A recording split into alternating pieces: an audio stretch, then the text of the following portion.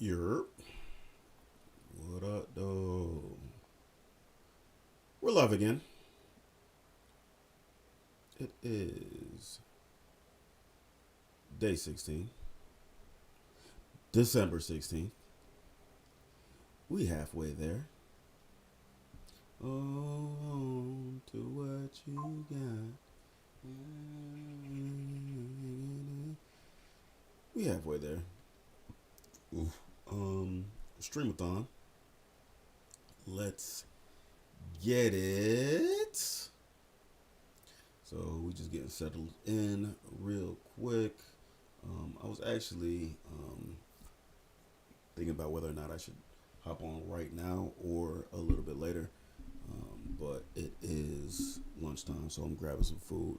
And I've been watching this Diary of a CEO podcast, so I wanted to bring that up. This isn't going to be a long stream tonight. I got to run to the gym, so hopefully I won't throw up this food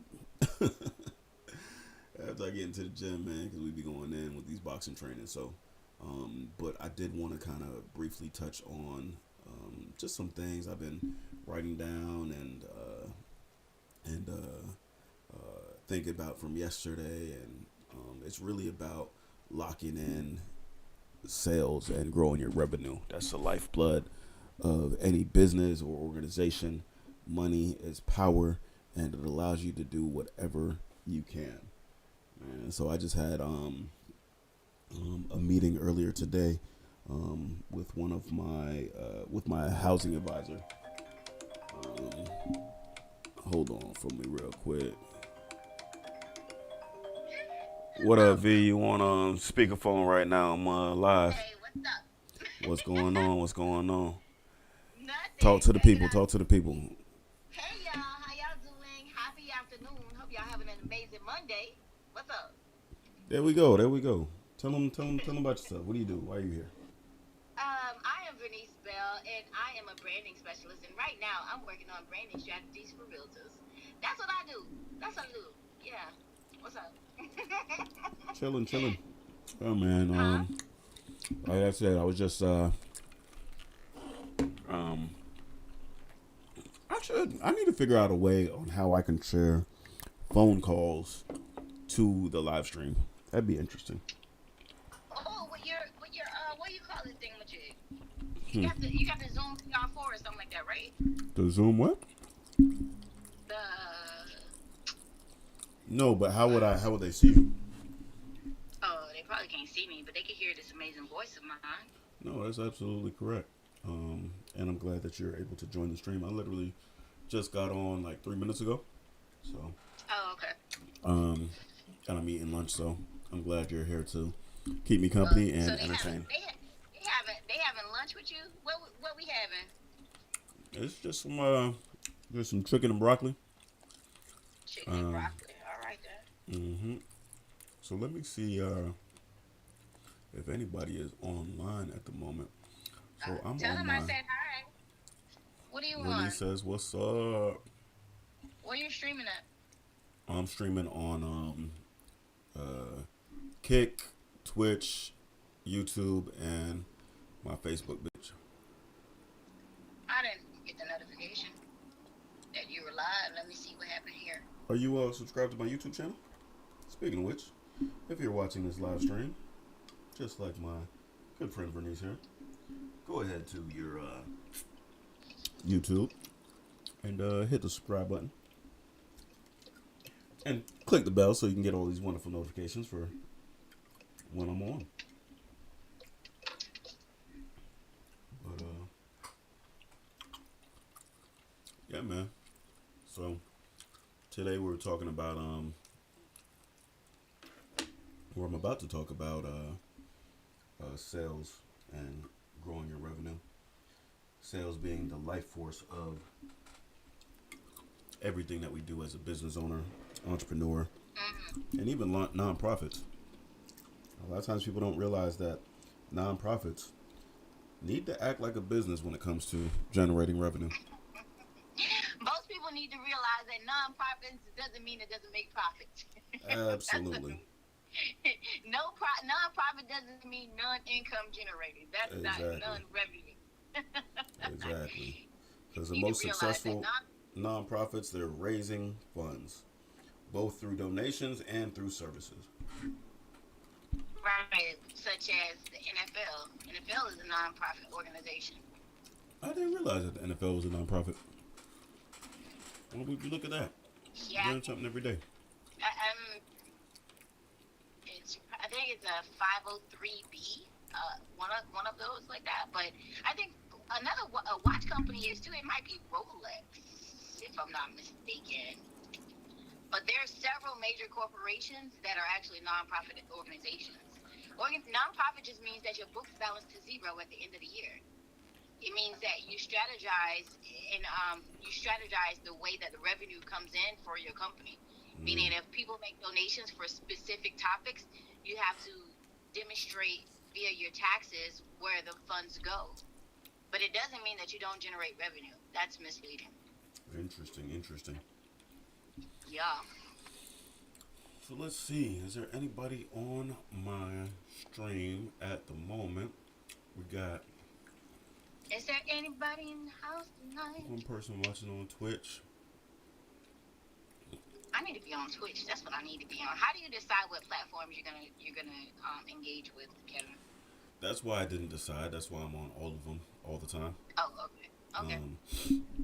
And actually, what I'm gonna do is, I got you on my a little cell phone stand right now. But I'm gonna start streaming to either TikTok or Instagram on this one as well. So, um, right now at the moment, the beauty Oh on. snap! I was looking for Hmm. these earrings. Actually, it's just one of them. Where's the other one? Don't judge me. I just found the earring that I was looking for, and I have no clue why it was there. Yeah. And You- it's only one. So I don't Do know you what have the the other other one one? is. Mm. I know it's not. So You probably lost that one and was like, I lost the other one. Let me throw it away, and now you found it. look, no, I don't think I threw it away. These are a pair of my favorites. They're Louis. Mm. Louis? Yeah, they're the LV emblem. Yeah. Don't judge me. Don't judge me. Yes, I wouldn't have thrown it away, but definitely don't know what the other one is, which is just as bad. Because it might as well throw it away. Anyways, okay. Yeah. So tell me, you do branding for female real estate professionals? Yeah, I wouldn't say just females. I do branding. Typically it's the females that want to be aesthetically pleasing, but more than just females. Mm. So speaking on like sales and revenue, before we dive in too deep, what are your thoughts about sales and revenue? Um, I think that sales is the lifeline to your business. That's really that. Mm-hmm. No sales equals no business. That's true. Let me yell at this kid.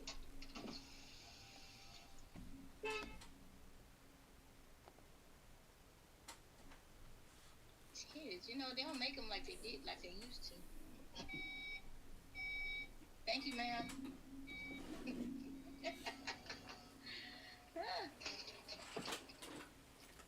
Yeah, I think sales and revenue is just, it's the thank you.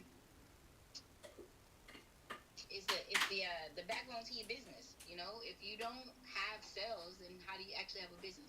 You know what I realized though? Some people are just in it for the hobby. They really are, and you know what? That's okay. They want it for the hobby. They want to be a business owner for the hobby, and that's cool.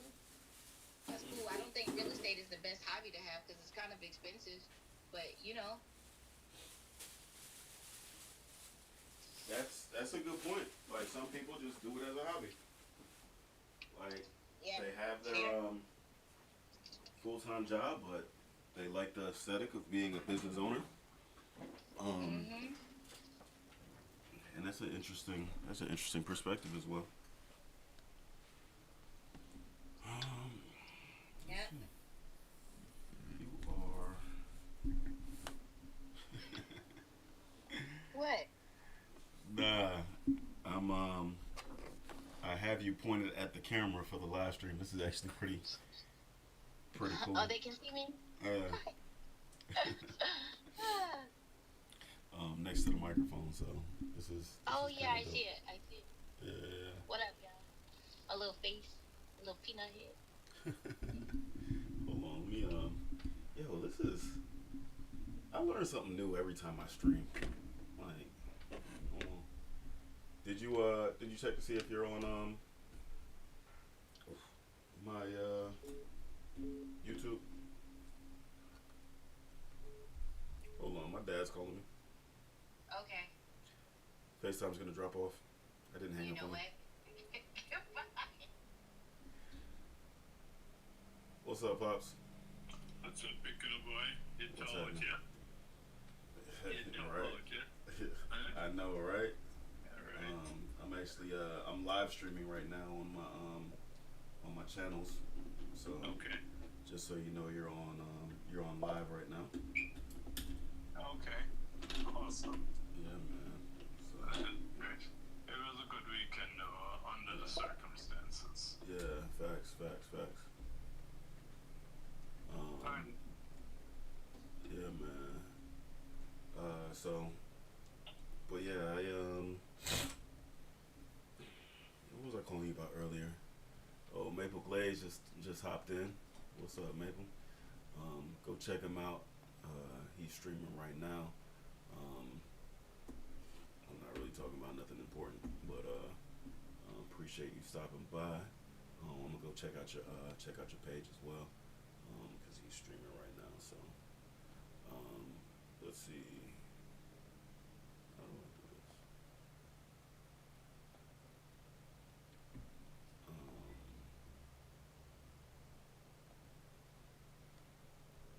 but yeah, Pop. So yeah, I'm all thawed out. Yeah, I just logged in. I just logged on.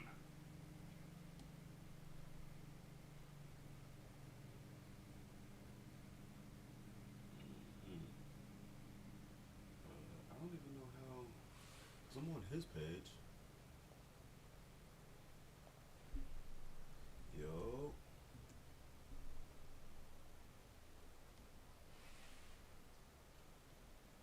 Um, yeah. So.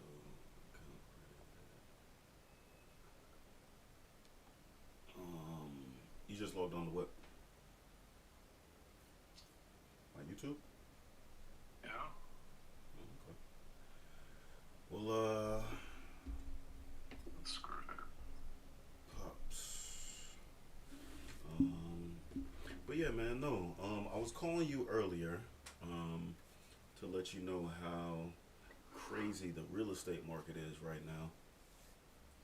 I was speaking to one of my housing advisors, and they were letting me know, basically based on my income, the amount of house that I can afford, even before any grants or anything like that. And it's really disrespectful to compared to what it was a couple years ago, because the amount that houses are going for now, I'm really not I really don't know how people are affording to buy houses as a single income household. It's crazy the amount that they're charging for houses versus what banks are giving, plus the interest rates and all them kind of things. Like, it's ridiculous right now. So, one of the things that I realized, even that I was thinking about last night, was how much I need to increase my revenue with my business, and how much I need to focus on sales. So I decided to talk today on the live stream about the process of sales, and what people can do and how to look at sales versus a sales funnel or pipeline, taking a look at the CRM and customer lists and all them other kind of things. And you always tell me about like just building out a list and being able to contact the people and market to people and all them kind of things. So Yeah, that's what we're very talking about now. important to me. That is real important. Yeah, yeah, man. Speaking of which, is it still insurance season? Did they extend it by the day? Yeah, they extended it until Wednesday for insurance to start on the 1st of January. But in terms of if you come in after that, you have up until the 15th of January to be able to get affordable healthcare insurance. Got you.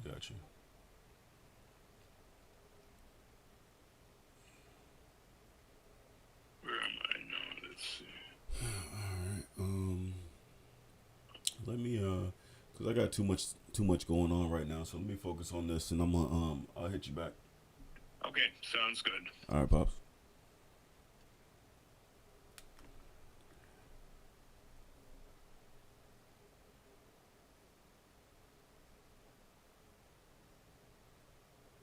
So yeah, guys, I like I said, I was focusing on some sales stuff, just because I'm realizing that the way the real estate market is, it's gonna be hard to afford anything, and I definitely want to talk more about the sales pipeline, sales funnels, and things like that. Here's some notes that I was making a little bit earlier. Let's take a look at this BCAM. Boom.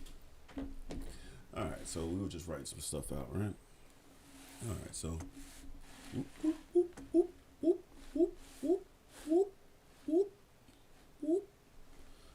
Can you see that? Can you see? Can you see? Can you see this?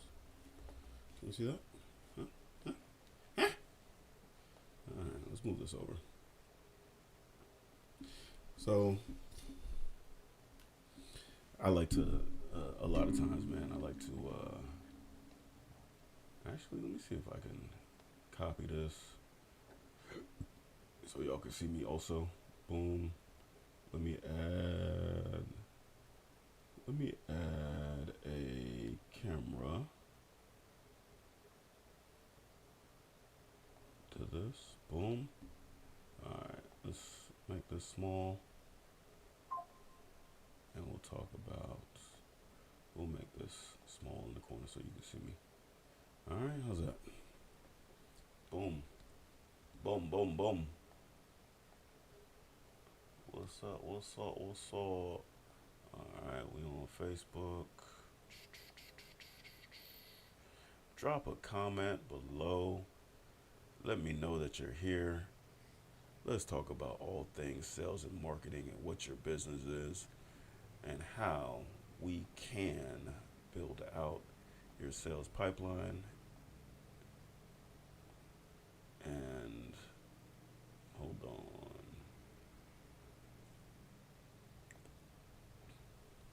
Let's talk about all things sales and marketing. All right, boom. So we're here, we're chatting. Boom, see page. All right, I'm just making sure that all things are going all times. Boom, boom, boom. All right, cool. All right, so sales is split up into two main things, right? You got your sales funnel and then your sales pipeline. Let's zoom in right now. Let's zoom in. Zoom. Boom, boom, boom. Okay. So we got your sales funnel and then we got your sales pipeline, right? The sales funnel is how you take attention, right? People that have no idea who you are. You're taking absolute strangers and you're starting to funnel them into a sales process. So you start at the top, and at the top you have these strangers, and this first line is this target market, right? So on this target market, boom, We'll just put one right there as I make this bigger. Then you want to start getting from that target market. These are the people that you segment into your head of like, okay, this is the type of person that would pay for my product or service. These are the type of people that would be interested in what I'm doing, right? Then once you identify those people, you want to start to build awareness about what it is that you do. So start making content on Facebook, Instagram, letting people know what you do, why you do it, what are these pain points that you're doing, what are these goals that you're solving, where are they now and where do they want to go, right? Step 3 is you want to turn those awareness and give them a reason to follow you. So you want to give as much context and contact information as possible to take them through a 2, 3, 4, to give them a reason to kind of follow you and share with other people what you do. So you're giving them value. You're laying in those engagement ease, right? You're wanting to create something that's entertaining, empowering, impactful, right? Well, impactful is not an E, but you know what I mean. Emotional, right? So once you have those type of things, you have that funnel set to where people are coming into you, and then the win of the funnel, the bottom of the funnel, is where they become a lead, right? So at the bottom of the funnel, that's where they say, okay, well, here's my information, here's my name, phone number, and email, and I want you to reach out to me about whatever it is that you're selling, right? And once that lead goes into that, it goes into your pipeline, right? And in your pipeline, you want to take them along a path of becoming, going from a lead to a prospect. A prospect is basically a qualified lead. You talk to them and they let you know that they're interested in what you're selling. Then you give them a pitch. You have a conversation with them, you give them a pitch, and it turns into an opportunity. So now you have an opportunity to actually sell them something, right? After they get that opportunity, after you give them the pitch, they sign a contract. You submit them a proposal, they sign a contract and give you a deposit. They become a client. And then you have these people that will constantly refer you because they're a raging fan of what you do. Or it's somebody that you've networked with, and that can provide a comparable service, but they know how you do business and they're able to do the selling for you. So at that point, that's when they become an affiliate. So you want to take people along this path of from to where they don't know who you are. So it's they have no idea who you are, to where you generate awareness, you turn them into a follower, you convert them to a lead, and then you take them along that path for that pipeline, right? So that's just a quick little overview of a couple of things that I was working on. But what I was watching a little bit earlier, and that's why I said that I have a lot going on, is because I was watching a little bit earlier this video. I don't know if you ever heard of it, but it's Diary of a CEO. He gives some really good and amazing interviews. I like to see what he does and aspire to give those type of interviews, ask those type of questions, and because he interviews a lot of really amazing people, they give some really good answers. So I start to formulate and see it from both sides of how I can ask better interview questions and how I can start answering some better questions about what I do and how I do it. So without further ado, let's take a look at it, and we'll pause and we'll see what's going on, and we'll take a step and just watch it with me, and yeah, I'll be reacting to it. That when they lead people who don't. So this specific interview, he's interviewing Alex Hormozi, and the title is "The Man That Makes Millionaires: How to Turn $1,000 into $100 million." For those of you that don't know who Alex Hormozi is, definitely check him out. He puts out a lot of good content on sales and marketing. And in addition to that, he talks about how he was down to his last $1,000 and how he became $100 million of net worth by buying businesses, running up his business, and so on and so forth. So he's done some big things, and he's still helping grow and scale business and acquiring businesses as well. So let's take a look. Who don't have that same insecurity, shame, whatever, that predisposition to workaholism, whatever you want to call it, they struggle to relate. You know? Yeah. Have you heard that? Sure. I think that's okay. Have you had to work on that? Layla's better. I say that judgingly, but like realistically, I think we try to maintain a culture of high performance, and we're like on the screening parts on the front end. We're like, these are the values we have. Here are examples of those values at play. So it's like if your shift ends at 5, and somebody asks a question that's going to take 30 minutes to answer at 4:59, what do you do? That's an interview question. We're like, and we need you to be honest, because if you say you would work, that you would actually be dissatisfied, you're not going to do either of us justice, because you'll come in and you'll get fired quickly, and that'll be hard for you and hard for us. So like, we want you to win at whatever you do in life. So Layla's very big on like human first, in terms of how she does everything that we do in the company is like human first and everything else. You can tell that's why like we were yin and yang for this kind of thing. But I think it's really just about expectation setting and being very truthful and as transparent as humanly possible about like, this is what we expect. If you don't like that, or if your worldview is contrary to this, In that, So, man, he just talked about like toxic work-life balances and whether or not you're in the right organization, because there's certain organizations that are going to have a really important, like it's really important for them to have a balance, a work-life balance, and there's other organizations that are like, you know what, I don't care. What we do is we go in and we sell, we grind. If anybody's ever seen The Wolf of Wall Street, that was one of those movies that really showcased a culture of, nah, we got to go get this money by any means necessary, and we work hard and we compete. But that's not actually the part that I wanted to play. This is the part that I haven't watched yet.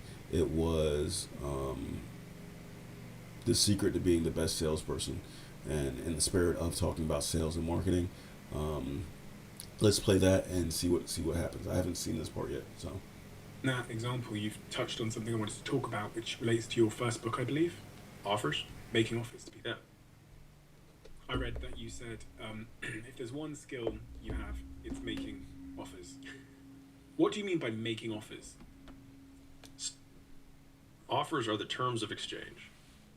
So right before I started my first gym, I went to this weekend workshop to learn how to market. And get this is 2013. It was on Facebook ads. And so I got lucky. So I learned how to run Facebook ads in 2013, 2 weeks before I started my gym. This is when you're getting penny clicks and you could put a girl with a bikini and say, weight loss, click here, and they would run. And so at this thing, I hadn't opened my gym yet. And the guy was like a gym marketing dude. And he said, do you want to know the secret to sales? Because he could see I was way over my head. All the other guys there were gym owners, except for me. And I was like, yeah, because at that point, had never sold anything. I didn't even know the word sales was a thing. That's how out of it I was. And so he pulled me over to the side and he asked me that question. I like pulled my notebook out to like learn the secret to sales as though it was one line. And it kind of was. He said, make people an offer. And I like wrote it down and I highlighted it, and that actually became like a core concept that we do in every business. Said make people an offer in every business that we have, which is like, how can we make this offer better? How can we make it more valuable? And that was why defining value was such a key thing, because people are like, provide more value, make valuable content. I'm like, what does this mean? And so we boiled down value into 4 variables. And then there's things that enhance value, but like core variables and then things that enhance it. So like one is like, what is the overall dream outcome of the customer? And so a difference in juxtaposition. Boom. So like the first part of sales is obviously like part of it is really marketing, because how you're positioning your product or service in a market, and really being able to understand the value that you're providing, looking at those pain points of where somebody currently is and where they want to be. Right. That's huge, man. That's huge. Because once you're able to position that, you're establishing your value proposition for that potential customer. Juxtaposition is like, for guys, if I say I can help you make more money versus I can help you lose weight, most guys would pay more for the thing that will give them more relative status. And so in that way, between two categories of outcomes, this one will be more valuable. Okay, cool. thing, and let's call it weight loss because that's an easy one everyone can understand. Within weight loss, every other thing between a $5 ebook and a $50,000 liposuction surgery, the difference in those prices are the other value variables. And so the second variable is perceived likelihood of achievement, which is if I buy this thing, how likely do I think I will get the outcome? And so if I have a surgeon that's going to do this liposuction, for example, and it's the first surgery they've done out of medical school, and there's another surgeon that has done 10,000 and has 10,000 5-stars, which one would I be more likely to go to? The 10,000 5-star surgery, even if it actually takes that guy less time to do it. How unfair. But my perceived likelihood of getting what I want is significantly higher. So it's actually the equal opposite of risk.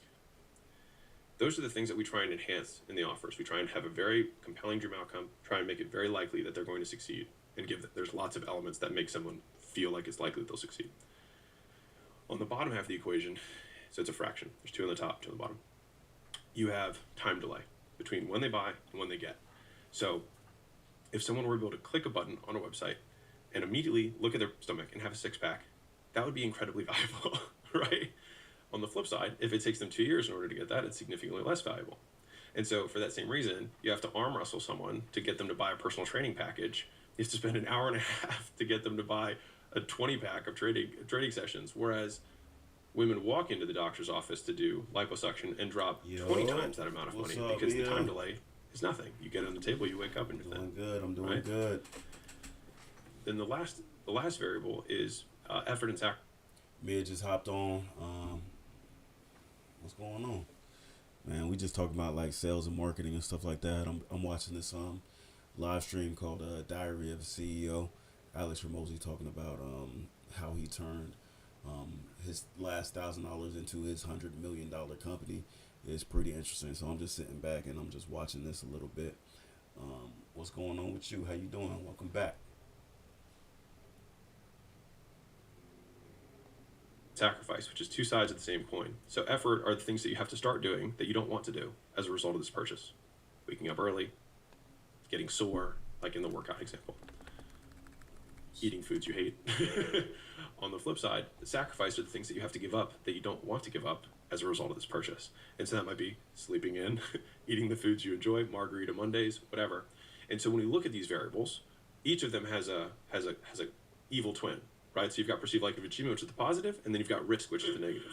You've got time delay, which is the negative version. You've got speed, which is the positive version. You've got effort and sacrifice. You've got ease, right? And so when we're trying to make an offer, we try and think through each of these elements of value and think, how can we maximize the upside, make it super, super likely they're going to hit it, paint the vision that they have it, and then on the bottom side, minimize the time delay between when they buy and when they get and how much they have to do. Because in a perfect world, the moment someone says, I want that thing, that beautiful dream outcome, they'd be virtually guaranteed they would get it. It would happen immediately, and it would be effortless. And I think that is the perfect ideal that we look at in terms of value. And as entrepreneurs, we innovate our way to just keep trying to chisel towards that perfect ideal outcome that we'll never actually get to.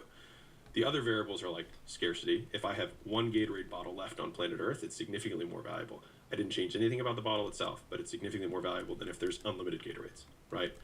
Urgency is if Gatorade, no matter how many Gatorades there were on planet Earth, I'll give a different example.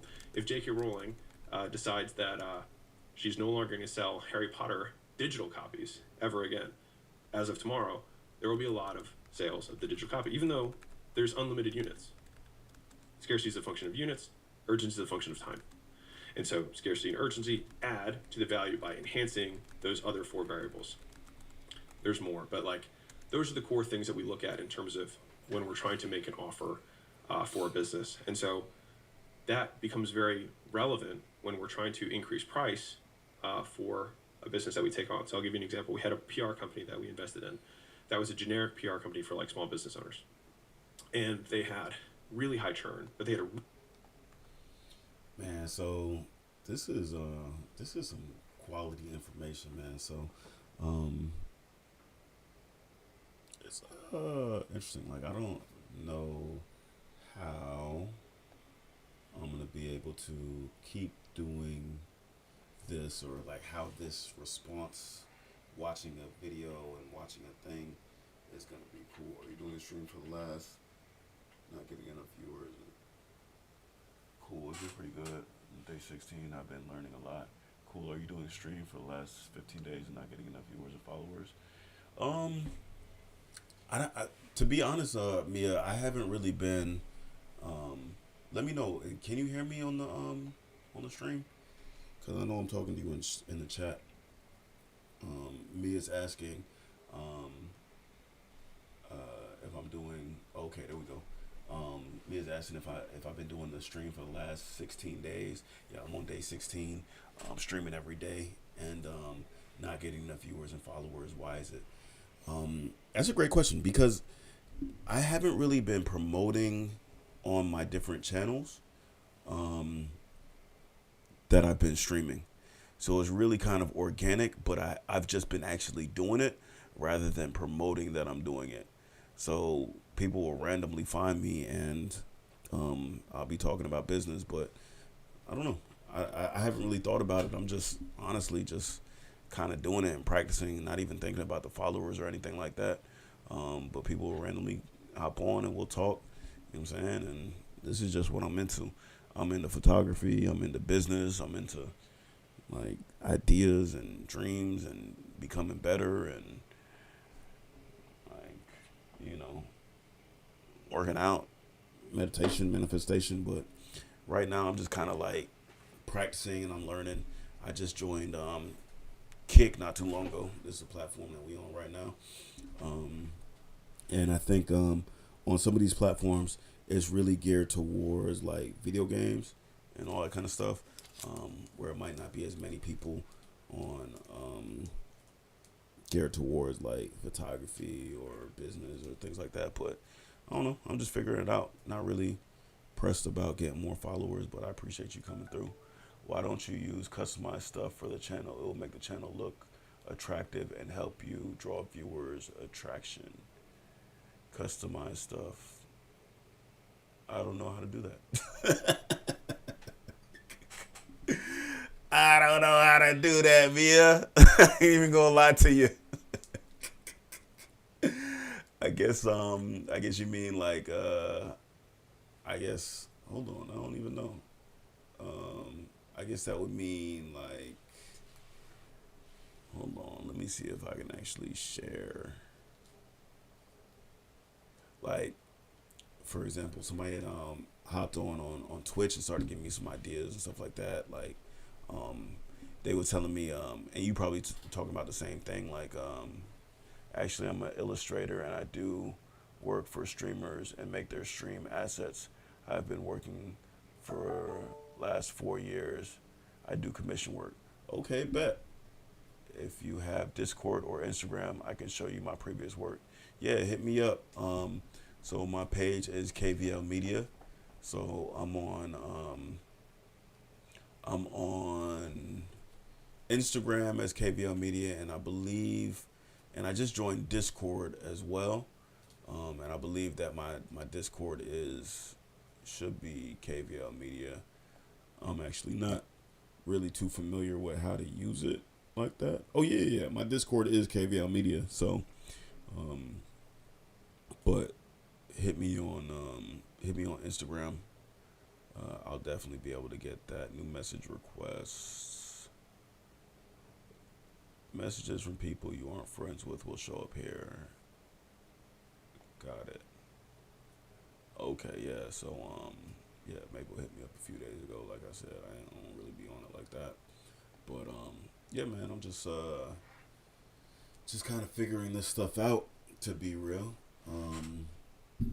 So I'm assuming like the Kick platform, you can customize it with a profile picture and some different things on your page to make it more attractive. So when people hop on, they can really see it. And I would have it geared towards like photography and business. I'm just kind of dialing in my messaging and stuff like that.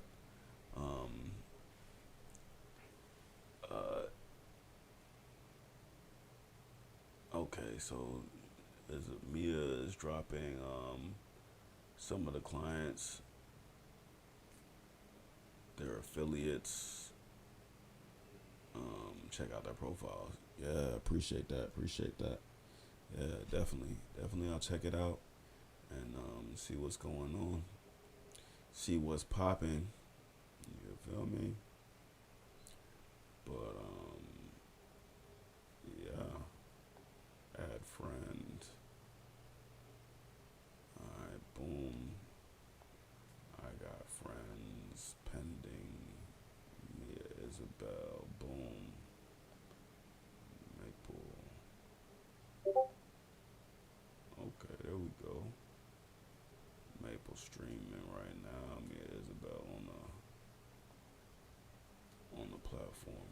All right, cool. But I sent you a request on Discord. Okay, cool. Yeah, yeah, yeah. Boom. All right, so yeah, so I've been meeting a lot of different streamers. For those of people that are on different platforms right now, and really growing streams is gonna be interesting. Being able to customize the channel, making it really cool, as well as hopping on a variety of different streaming platforms. My friend Bernice asked me a little bit earlier which channel is people should join on right now, and at the moment, just on multiple channels at the same time, and I'm just learning how these things go, and checking out a lot of different things. So right now, let me get back to watching this interview with Alex Hermosi and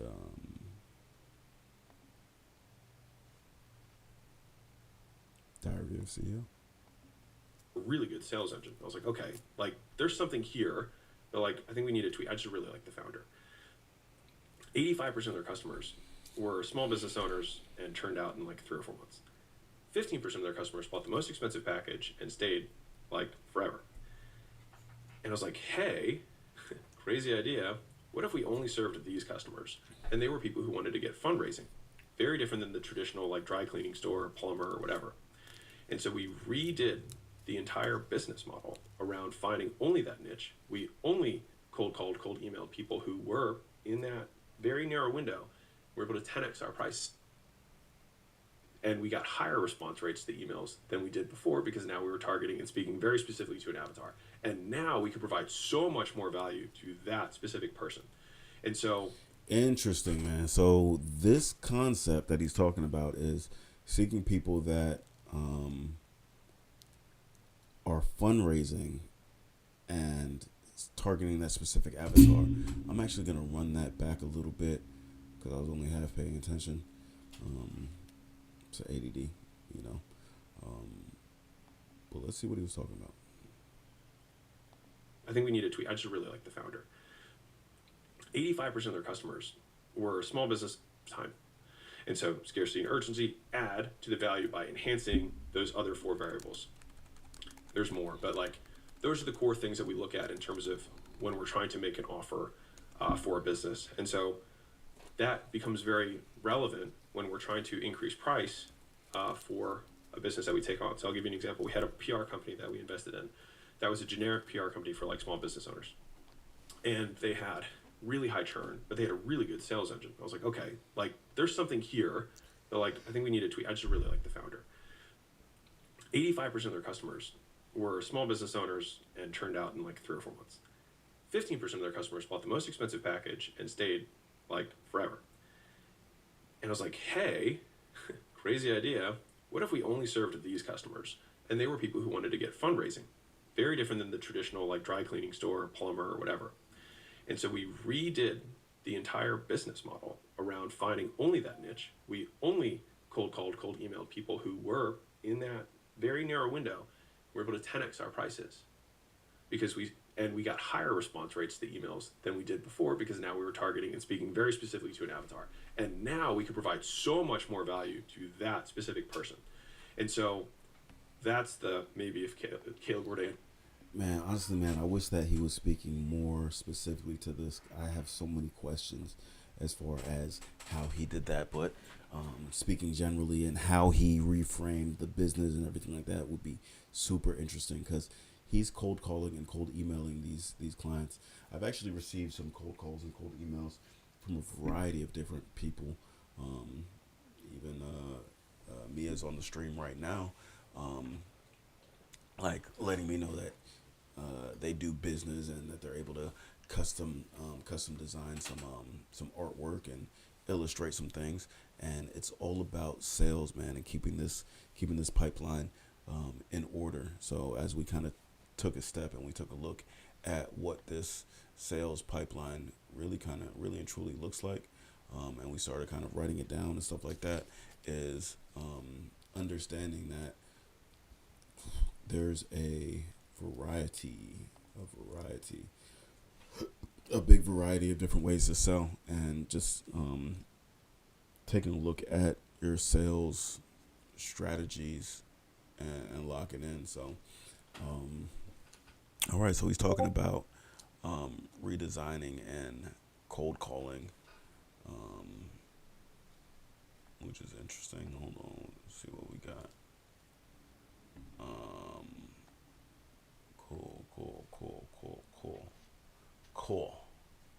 Cool, really cool.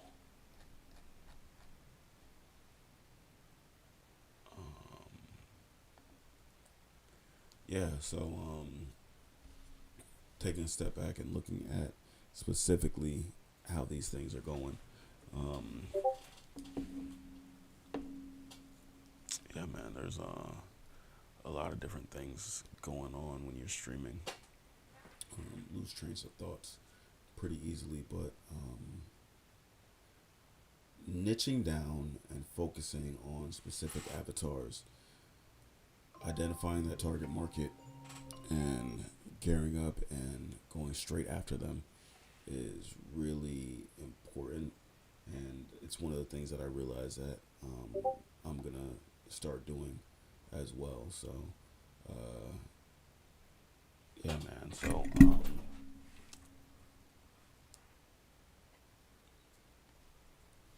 I don't know. Answer from a business. I'm gonna get back into my thought process, so I can start formulating my words a little bit better. But yeah, give me a second. Perspective, like solving that equation is probably the thing that I enjoy the most, because it is how I feel like I've unlocked the most value in a business, which is like, what are all the good things that this business has? What are all the things it can do? Okay, is there a way that we can rearrange it for a specific customer that will make what we do significantly more valuable to them? And then that's what we try and repackage. And when we do that, that's oftentimes when we get, like with Gym Launch, for me, I had the knowledge of how to help people lose weight, have the nutrition plans. I knew how to sell, I knew how to market, but it was only when I like rearranged the variables that I went from making a few $1 million a year in top line revenue and basically no profit to millions and millions and millions of dollars a year in top line and bottom line profit, simply by rearranging the variables. And that was just so ingrained in me that from that point going forward, I was like, I just have to make things that are so good that people will feel stupid saying no. And if we can't get enough people to say yes, we need to make the offer better. And to me, that's been like the single thing that it affects all aspects of the business. It's the highest leverage thing I think you can do in the business, which is why it was the first book. Because answering the question, what do I sell, is the first book. The second book, Leads, is to whom do I sell it? I got to get leads, right? And that's the second book. But that affects pricing, it affects profit, it affects marketing, it affects sales, it affects delivery. Like getting the offer affects everything. And it's one of the hardest things. Man, this guy is brilliant, because the reality is when you're creating your identity and figuring it out, is you got to create that offer first. Is what is it that you're selling? First and foremost, that's most important. What is it you're selling? And then you figure out, okay, who are you going to sell it to? So you have this solution to a problem. That's your what. And then you want to identify the who, which is your target market. And then you got to figure out your why, which is why they want to do business with you and why is it important. Yeah, it's clutch, man. Clutch information.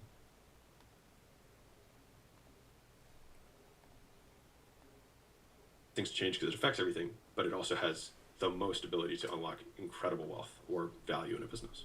And the concept there is incredibly transferable. When you were going through the equation, it sounded in some parts similar to an equation we used to have for competitions when we were trying to get people to sign up to competitions. The idea, almost sort of like it was an equation where on one end, little investment, so just click here and you're entered. High perception that you have a chance of winning. So if there's 10 prizes and you can see there's 10 entrants, your brain goes, okay, all I had to do was click. And then in the competition aspect, we thought a lot about credibility, because that's a big factor in competitions. Like, do I think anyone's going to win, and do I trust these people to even give out a prize? And it's even the same thing, in content. When you're thinking about a title for your YouTube videos, 5-minute 6-pack abs. Yeah. Is a fantastic equation. Yeah. Little investment, high potential reward, apparently. And that's also, there's even another thing which I've thought about, which I've not been able to necessarily explain, which is why people are more likely to click on things. I guess it's ease, when it says things like 5 steps to finding love versus like how to find love. 5 steps. I guess it's that ease point. Feels more accessible. Just 5 steps. Yeah. Perceived likelihood of achievement. Like, what's my risk of not achieving? If there's 5 steps, that feels easier than just how to. Maybe. When you think about where you are in your journey as an entrepreneur, and you think about it maybe as like steps, how far are you up that staircase?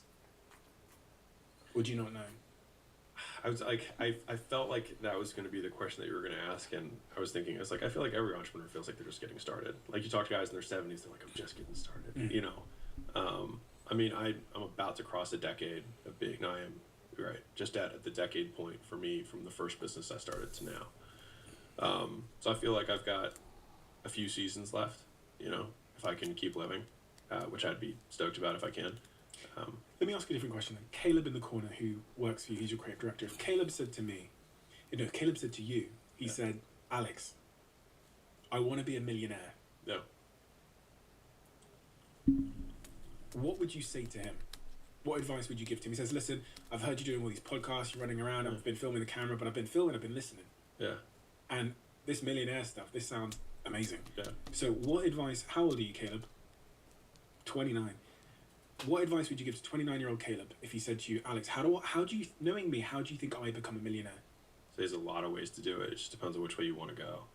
So, first off, you can stay at acquisition.com. That'll probably happen on a long enough time horizon, just because we're going to get really big. We're already pretty big, and we're just getting started.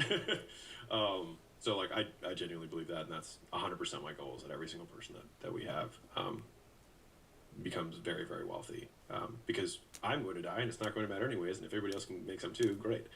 So that is a path. Another path is he peels off and goes on his own and starts a business of some sort. And so it depends on whether he wants to make the business itself what his core skill is, which would be like media and maybe services around media, or using the skill that he has of media in an opportunity to get 2 or 3 other people to maybe co-found it with who have other complementary skills, and then he just runs that division or portion of the business within the larger context. And that's like a classic question of like, I'm really good at making wallets. Like, what do I do? It's like, well, you can continue to make them, and then when you can't, you can either. All right, so that was a good fundamental thing. It wasn't really a deep dive into the sales and marketing like I was hoping that it was going to be, but it was really cool. He's going to start talking about how to become a millionaire and how to raise funds.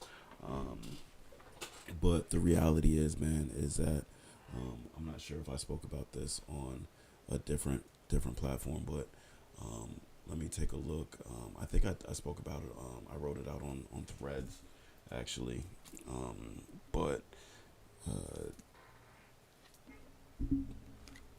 So this is sales, all right? So let's switch over to the B cam. Let's zoom in a little bit on that. Boom. Let's zoom in a little bit on that. Let's tap this in. All right. So we're taking a look at the sales pipeline, right? All right. We're taking a look at the sales pipeline, and if we're gonna look at the journey to $1 million,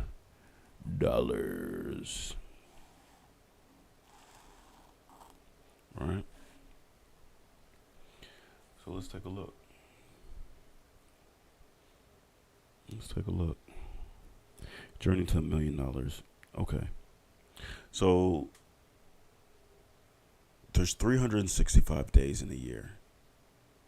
Most people, they work 5 days out the week. They have their weekend, right? So if you were to work 5 days a week,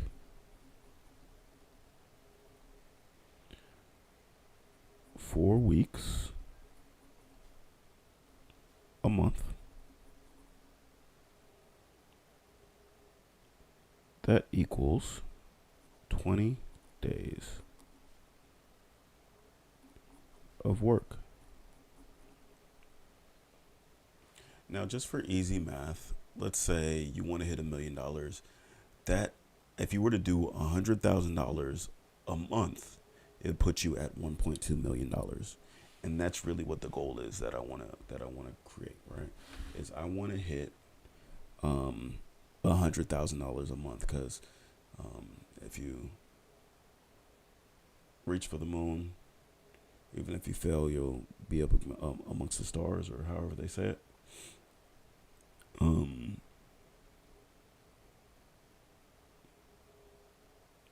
So 20 days of work, right? So to reach $100,000, you would need to charge 20 days of work times $5,000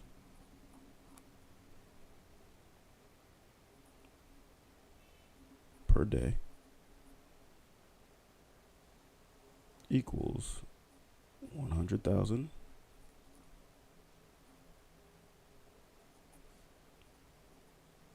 a month, or 1.2 million per year.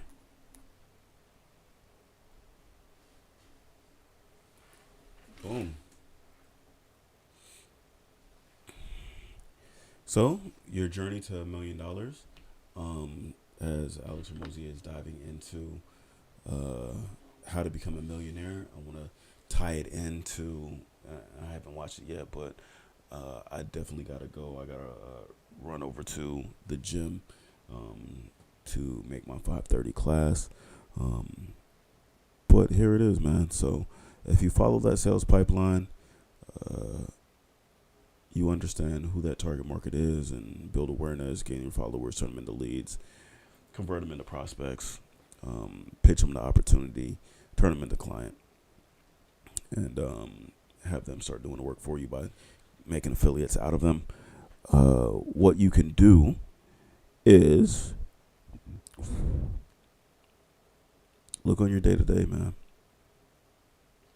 What does $1 million looks like, and reverse engineer it. I would need to sell something every day. So Monday, I needed to sell $5,000. Tuesday, I need to sell $5,000. Wednesday, I need to sell $5,000. Thursday, I need to sell $5,000 every single day. Monday through Friday for the year. And I hit 1.2 million. Now, the other side of that is, if I can get these people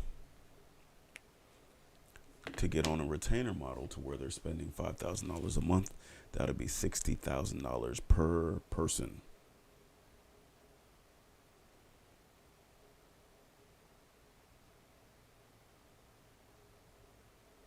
Per person.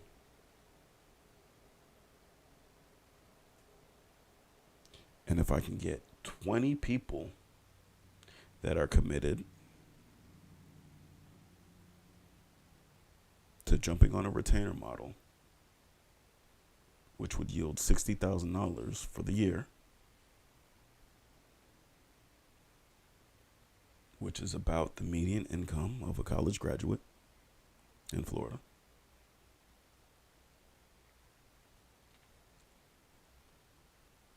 which if somebody was talented and they want to hire a marketing professional for their organization, they're going to be spending that or more and not getting nearly the amount of deliverable.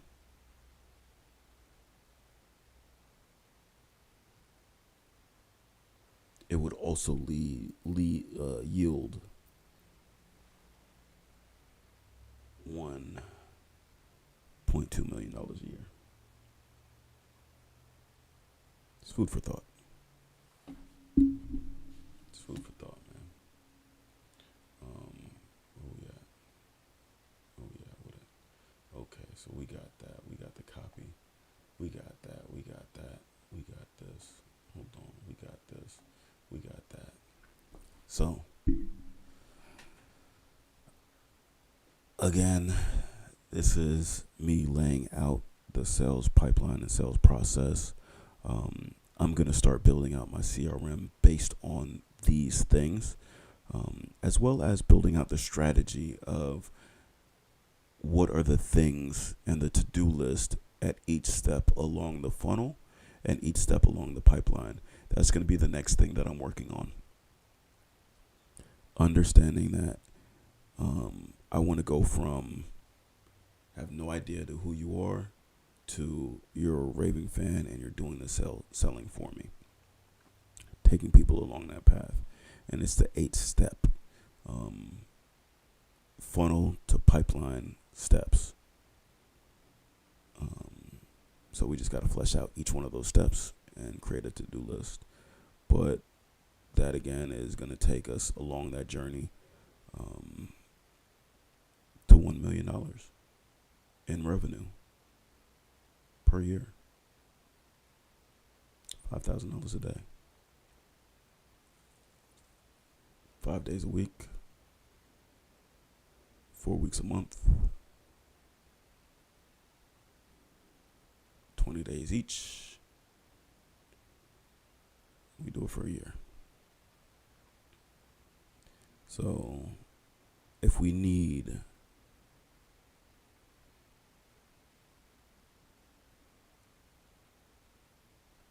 one person every day to pay us $5,000, we basically just got to reverse engineer how many people do we target, how many people do we make aware, how many people do we turn into followers, how many people do we turn into leads, converts to prospects, to opportunity, to the client, to the affiliate.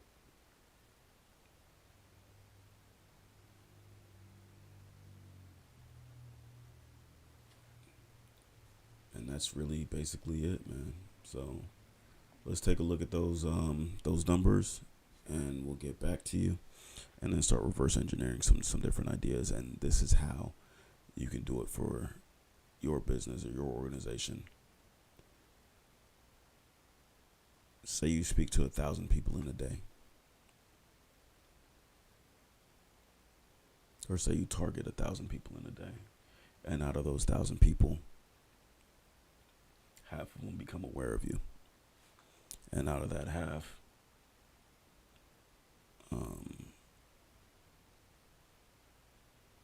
and out of that 500,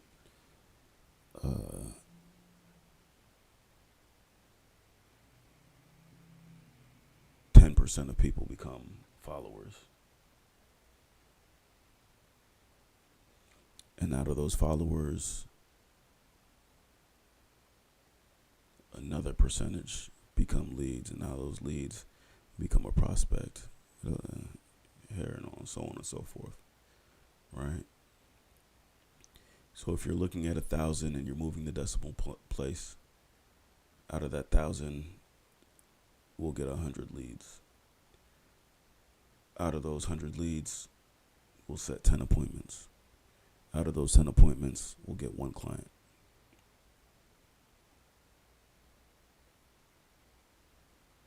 So if we can do that every day, we can make $5,000 a day. And the moment we reach 20, let's start farming them and convincing them to do it again next month and next month and next month, and lock in. And we'll hit $1 million, 1.2 to be exact. Let's figure it out, y'all. Grind and get it. Let's build big ideas. Until next time, peace.